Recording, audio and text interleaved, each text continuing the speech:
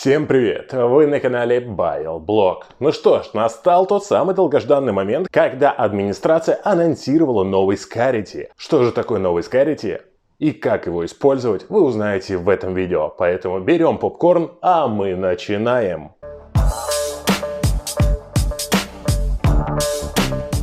Ну что ж, сегодня пятница 13-я, а это значит то, что должен происходить какой-то не лучший день. Но только не в проекте Sorare.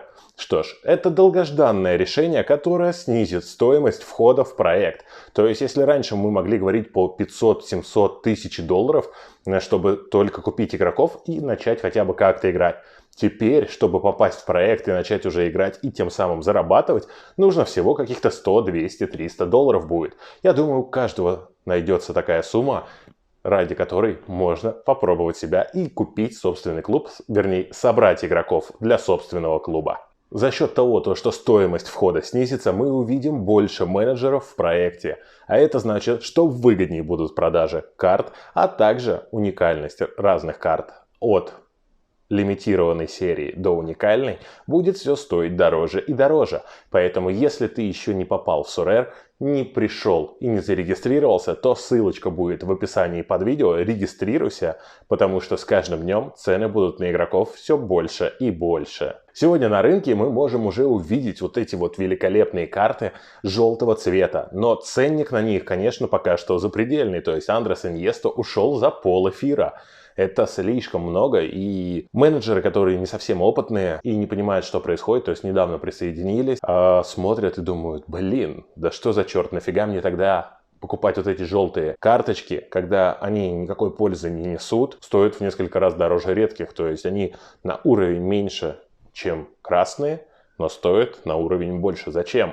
Так вот, это же происходит из-за того, что мы попали в такую новую эру, и некоторые менеджеры в виде эксклюзивности, коллекционности собирают эти карты. То есть, звучит, по-моему, прикольно. Я владелец карты, которая самая первая появилась на аукционе желтого цвета. Разве не прикольно? По-моему, прикольно. И пока серийность будет 1000, то карты будут стоить дорого. Но дальше они будут все дешеветь, дешеветь и дешеветь. Потому что 1000 экземпляров. Возможно, в течение недели-двух мы еще не увидим низких цен, потому что менеджеров много. Кто хочет купить эти карты, тоже много, потому что не каждый готов соревноваться в дивизионе 4 с редкими картами, чтобы можно было заработать какую-то копеечку. То есть, если вы смотрите сериал Sorare на минималках, то вы можете увидеть то, что с минимальным бюджетом очень тяжело попасть в призы, которые дают карты, а в эфирные призы тоже иногда могу не попадать. И поэтому эти менеджеры будут рокировать карты, то есть у них есть желание купить 5 желтых карт, чтобы уже чувствовать себя полноценным менеджером и спокойно зарабатывать в проекте. Поэтому стоит всего лишь обождать 1-2 недели, и мы с вами 100% увидим хорошую цену на данные карты. Примерно ориентироваться мы можем как стоимость редкой карты, деленная на 4. Примерно вот такая стоимость будет у каждой желтой карты. Возможно, где-то меньше, возможно, где-то больше. Все зависит от спроса менеджеров на конкретных игроков. Если мы берем какую-то Азию, она может быть дешевле в разы от, допустим, редкой. Ну а если мы возьмем Мбаппе, скоро появится Месси, и я думаю, что это как раз таки даст бум, и карточки Неймаров, Мбаппе, Месси, Роналдо будет стоить, может быть, полстоимости от редкой карты, может быть, 1/3 от стоимости редкой карты и так далее. Ну а теперь давайте поговорим о новой лимитированной редкости.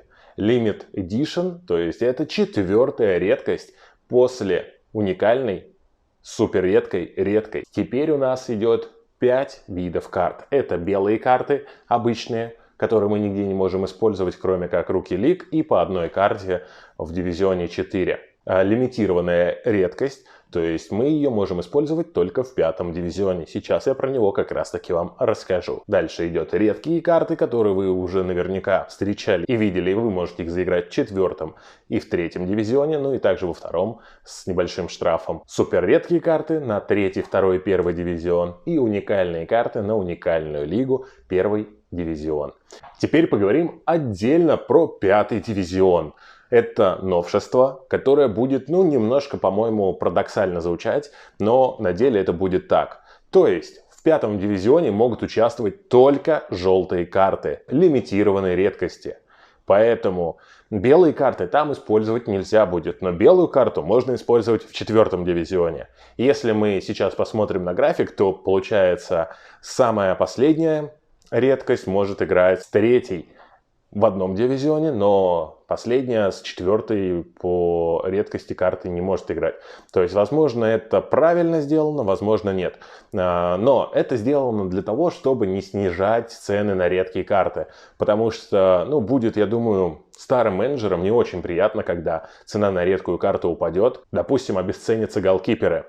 То есть сейчас редкого голкипера можно приобрести, примерно за полэфира хорошего, который стабильно в воротах, никакие травмы его не беспокоят, он часто не ломается, он не находится на последнем контракте, то есть ему там не 32 плюс года, поэтому хорошие голкиперы стоят от 0,4 и выше. Так что голкипер для Дивизион 4 на самом деле большая редкость. Можно, конечно, найти дешевле, но они тоже стоят довольно-таки хороших денег, за которые можно собрать, в принципе, неплохой состав. Но если мы сможем желтые карты добавлять в четвертый дивизион, то мы просто снизим стоимость. Но вот представьте, вы купили себе Яна Облака, либо же Куртуа, который стоит их карты по одному эфиру, вы купили за 0,1, за 0,2, либо же наоборот, просто желтые карты будут максимально вверх упрыгивать, то есть за пол эфира покупать желтую карту. Да нафиг оно мне это нужно? Это будет никому не интересно, и главное, что отпугнет новых менеджеров. Поэтому сделано такое ограничение, то что желтые карты играют только с желтыми картами. Пока это вводится, пока это новшество, я думаю, это стоит того. Если это будет плохо смотреться, то в дальнейшем администрация проекта просто пересмотрит правила и, допустим, добавит одну желтую карту в четвертый дивизион. Или же наоборот, в пятый дивизион спустятся редкие карты.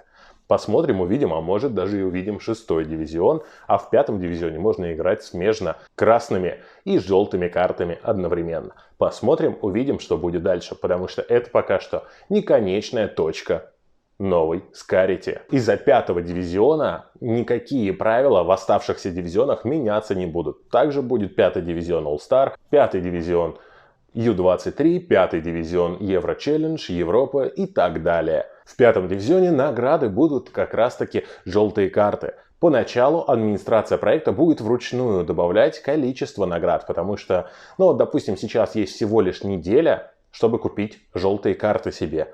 Но мы их не можем себе позволить купить в том объеме, в котором мы хотим. То есть не все его купят, кто желает. И поэтому ценники пока будут немножко завышены. И, естественно, награды администрация не может расположить. То есть если мы соотнесем то, что их в 10 раз больше, мы возьмем дивизион All-Star, с редкими картами All-Star Division 4, там награда в эту игровую неделю 780 карт.